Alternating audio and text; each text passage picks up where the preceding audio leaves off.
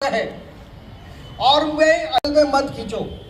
मैं यहाँ बैठकर ऐसे कुछ मूलभूत चिंतन पे बैठा हूँ तो मैं नहीं आऊँगा, ऐसे उन्होंने माफ़ी मांग के उनसे कहा कि मैं नहीं आऊँगा करके।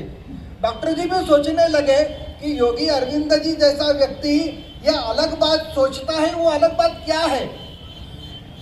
उनका इस इच्छा इस आंदोलन से मोहभंग क्यों हो गया, ऐसा डॉक्टर जी भी सोचने लगे। और गांधी जी लोकमान्य तिलक जी के निधन के बाद कांग्रेस की जो स्थिति थी वो और भी बिगड़ती चली गई। फिर गांधी जी का युग आ गया कांग्रेस में, और कांग्रेस में हमको देखने को मिलता है गांधी जी के आने के बाद जो असहकार आंदोलन हुआ, उस असहकार आंदोलन में गांधी जी ने खिलाफत का समर्थन कर दिया। वो कोई तुर्कस्तान का जो बादशाह है उसको सारे मुसलमान खलीफा मानते थे, उसकी गद्दी चली गई, इसलिए गांधी जी भारत में रहकर उस आंदोलन को चलाना चाहते थे। डॉक्टर जी को यह पसंद नहीं था कि हमारे भारतीय मुसलमानों का उस खलीफा के साथ, तुर्कस्तान के खलीफा के साथ, उस राजा के साथ क्या संबंध।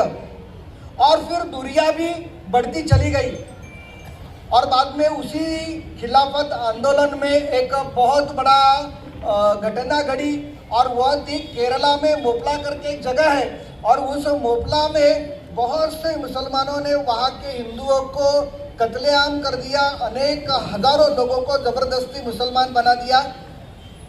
डॉक्टर जी ने उसका विरोध किया, सावरकर जी ने उसका विरोध किया, लेकिन उस वक्त की राष्ट्रीय कांग्रेस ने उसका समर्थन किया। गांधी जी ने कहा वो भूले भटके मुसलमान हैं जिन्होंने ये किया।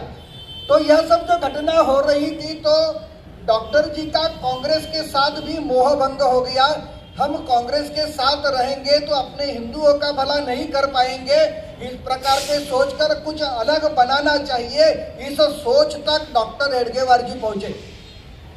और वो पहुंचने के बाद फिर उन्होंने इस बारे में स्वतंत्र वीर सावरकर जी को वो 1924 में रत्नागिरी में जाकर मिले।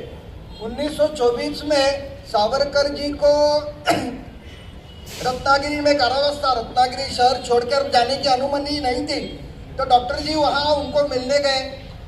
उसी के एक वर्ष पूर्व ही सावरकर जी ने एक ग्रंथ लिखा था, उस ग्रंथ का नाम था हिंदुत्व करके।